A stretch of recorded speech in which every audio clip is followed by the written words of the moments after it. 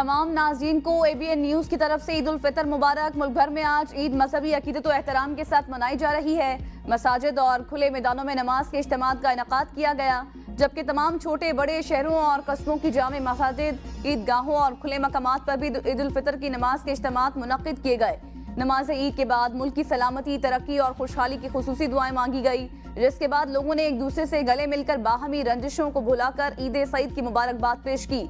ईद उल फितर के मौके पर किसी भी किस्म के नाखुशगवार वाक़े से बचने के लिए सिक्योरिटी के भी इंतहाई सख्त इक़दाम किए गए हैं।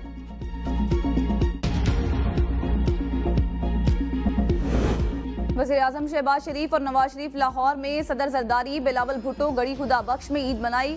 चेयरमैन सनट समेत दीगर कायदीन आबाई इलाकों में ईद मना रहे हैं। गवर्नर सिंध कामरान खान टिसूरी और मेयर कराची मुर्तज़ा वहाब ने पोलो ग्राउंड में नमाज ईद अदा की।